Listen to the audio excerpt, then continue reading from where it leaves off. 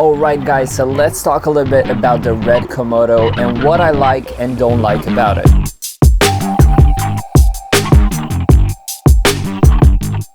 So first of all, this camera was sent me by Video, which is one of our local shops that sells red, Toughts, and many other brands. So the fact that I'm holding this camera is because of them, so thanks a lot. So I had this camera for about 1 week and I only tested it a few days because I had a lot of work, so this is not an excuse, but this camera was pretty exciting to work with because it's a red and everyone gets excited when we talk about red. But other than that, I think it looks really awesome. Even though I have a Z cam and it has a pretty similar shape and size, this one has, I don't know, a little bit more touch to the design that it makes you wanna get it from the shelf and start shooting with it, which is a really good thing. And things that I don't like about it are just a few. I don't think it's that bad, but I'm gonna go through them, so I'm gonna start with those. One thing that I don't like about this camera, it's boot up time, which is kind of long compared to cameras nowadays. For example, my Sony FX6 boots up almost instantly, the Sony a7S III boots up instantly, the Z cam boots up pretty fast. I mean, it's not instantly, but boots up in less than 5 seconds. So we're kind of living in an era where cameras open up just like that. So this one opening up in 30 seconds or 25, around that, is kind of a lot for these days. But since this camera is not built for necessarily run and gun, it's more built for, let's say, bigger productions, I would say, I think this is pretty good because whenever you go on bigger production, you have enough time to boot up the camera, to make settings and all that. So other than that, I think the other thing that I don't like is the fact that you have to zoom in whenever you want to get slow motion, and that's why I wasn't really happy to shoot slow motion with this camera, even though there is not such a big loss in quality whenever you shoot slow motion. But it's definitely a big crop, so you kind of have to get that in mind whenever you want to film slow motion and get wide shots, because 120 FPS gets really cropped down. And to see this on a sensor that is Super 35 that you have to crop down in order to get slow motion, it's kind of sad. You usually see this in full frame cameras because it's really hard to film a lot of frames in full frame. But for example, Sony a7S III films 120 FPS with just a little slight crop on the full frame sensor, which is super impressive. And this one has to crop down that much to shoot 120 FPS. I know it's RAW, I know it's a different codec, I know it's way better than the Sony a7S III, but we live in an era where content gets posted on YouTube, social media and all that, and I'm shooting on the Sony a7C, which is an 8-bit codec in S-Log3, and as you can see, it looks really good. So I don't know, the fact that you have to crop in, it's kind of a drawback, but 6K 40 FPS, I think it's enough. I tend to not shoot slow motion nowadays. I think it's overdone, and I'm trying to shoot slow motion only on certain shots that I know I'm gonna use slow motion in post-production. So it's not such a bad thing, but it's something that you have to consider whenever you buy this camera. And the last thing I don't like about this camera is probably the file sizes.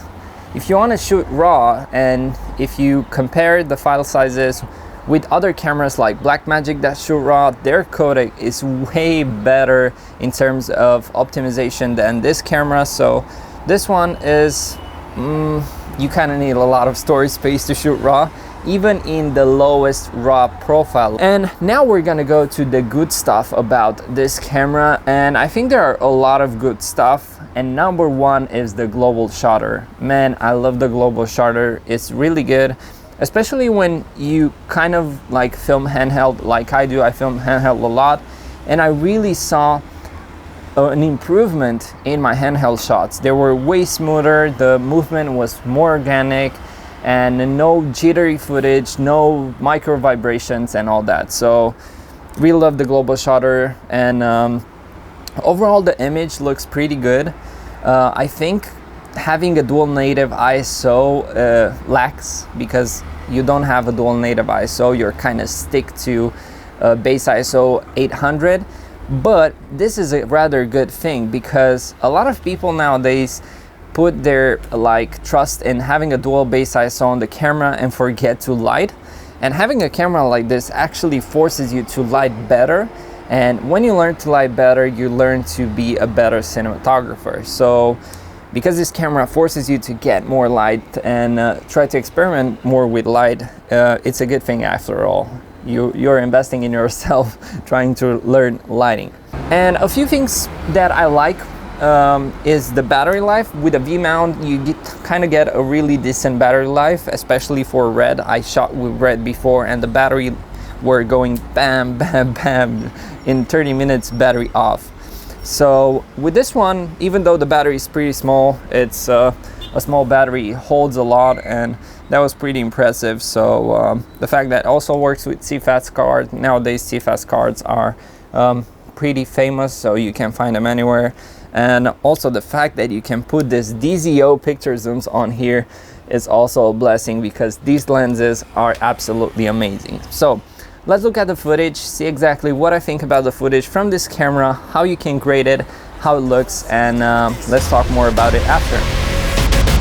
Wanna be down, wanna dash, wanna go fast, wanna be brave, wanna move like an assassin. Just to be frank, it's not for the faint of heart. And the only question left is, where do we start? I take the whole city down with this. I take the whole city down with this. I'm a Palisade, swinging on a helicopter blade, eating filet. When I'm done, I'll be on the way. I was sitting back, I can see the city in decay. I'm a stampede running through the middle of your face. I'm a red cape, hip stance, I'ma save the day. I take the whole city down with this. So what do you think about the footage? Do you like how it turned out? Do you think it's good? Do you think it's not good? Well, I'm gonna say my impression, because there are some things that I like about the camera, and there are some things that I don't like about the camera in terms of image quality. When I look at the resolution and how the details look and all that, I think they look pretty good. I think my computer handles the raw files pretty nice.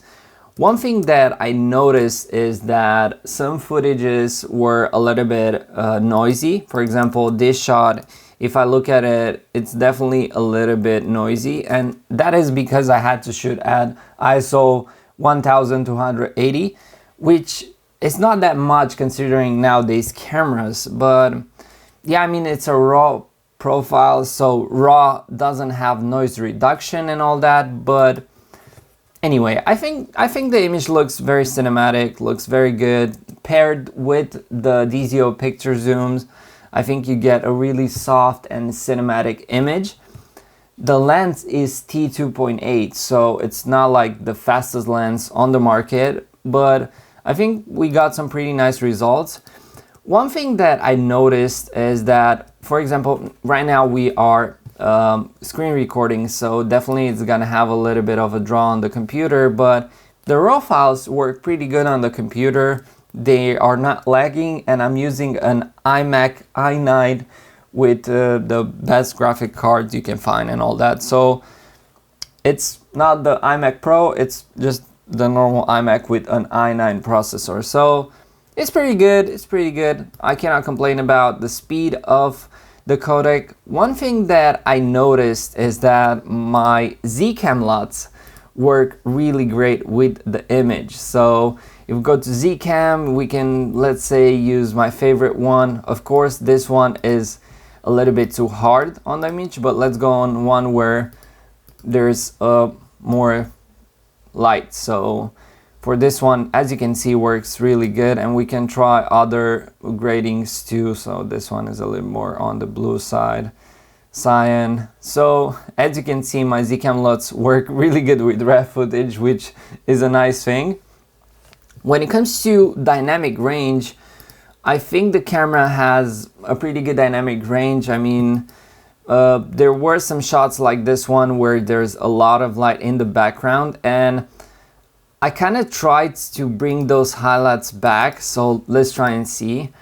So I'm gonna put this one, I'm just gonna make it a little bit like this.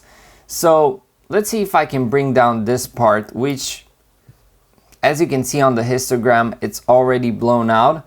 But if I bring the highlights down, it doesn't like really take back all the information that's not there. So if even with raw files, if something is clipping, you're not gonna get it back. And I don't have enough controls here to bring back the highlights like I do, for example, with the Blackmagic 6K or with the Blackmagic RAW codec, because there you have the possibility to get highlights back in and all that. And with this one, you are limited to some controls right here. So I don't see the point on filling your hard drives with ton of space and raw codecs when you don't really need them. I mean, I could have done the same image with a Sony a7S III or an FX6 or a Zcam or anything like that. In fact, I think I could have made an even better image with my Zcam. So looking back at some footage that I shot outside, yeah, it lags a little bit because of the screen recording. I think it looks pretty good. Again, my LUTs work really good with the outside shots. I think they look pretty nice. When it comes to, like, let's see, you have the sky here and a little bit of shadow here.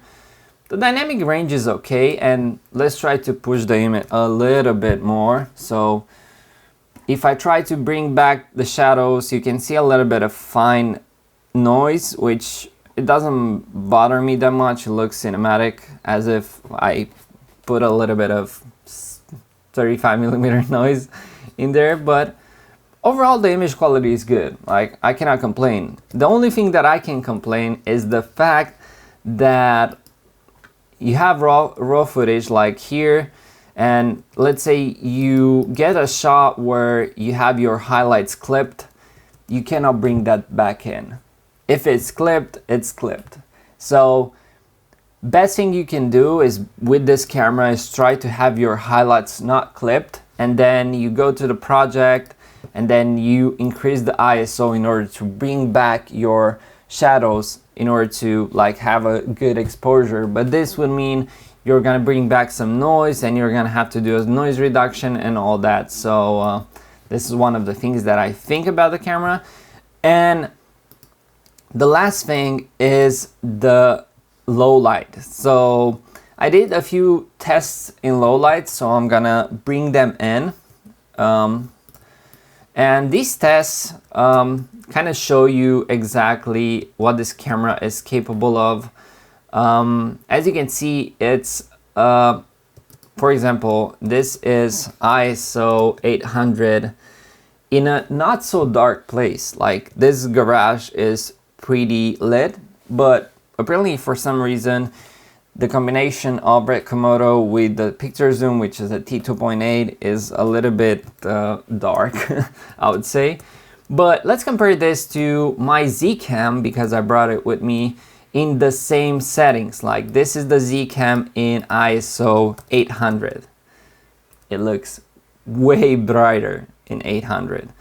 Well, then I said, okay, let's increase the ISO on the Red Komodo so it looks better, but it brings up ton of noise, which is not bad. It looks kind of cinematic. It's a pretty cinematic noise. I cannot complain about it.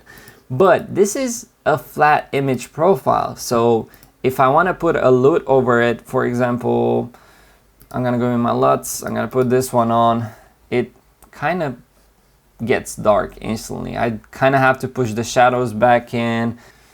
Yeah, I don't like how it looks. Let's copy this and put it over this one.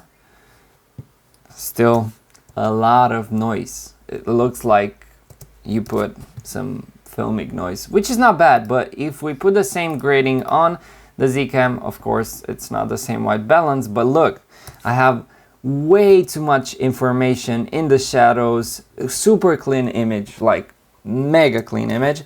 And also, one thing that you're gonna see is that the Zcam is, it has a dual native ISO. So when I go to the second dual native ISO, things will get even brighter. So I can basically turn this let's say, parking lot that was dark on the camera, I can turn it into a high key scenario just like that. So I don't know, guys, I'm still a Zcam fan or an FX6 fan. I'm not saying this camera is bad. Obviously it's pretty nice, but this is an H.265 compression file right here, and I can do whatever I want with it in terms of color grading. I can bring the colors in any direction I want without damaging the codec. So I don't know, you make your choices and all that. I said, okay, let's do more shots. I did another low light shot here, which is with the bike. This is with the Zcam in ISO 800, and this is with the Red in ISO 800 as well. Of course, the Zcam is full frame. There's a little bit of difference, but when I applied the LUT on the Zcam, of course, I need to adjust it a little bit. But when I applied the LUT here, you can see that the image is super clean. And then we go on the Red and there's a lot of noise. Of course, it's raw, so you can denoise that, but I don't want to work more and denoise my footage. I just want to like edit it really fast and be over with it. So I also got to test out the Red Komodo at some friend's barbecue, and I'm gonna play the footage now, and after that I'm just gonna end this video because I've been a little bit too bad with this camera. I don't want to be bad. This is just my first impression on it, and I don't see it justified to being that expensive, since you have cameras nowadays that do way better for less money. So although there is one thing that I cannot complain about Red, and that is the brand name. So if you own a Red, you might get more projects just because you own a Red. And if you have this camera, you might get booked just because you have this camera. And those are things that work and not work.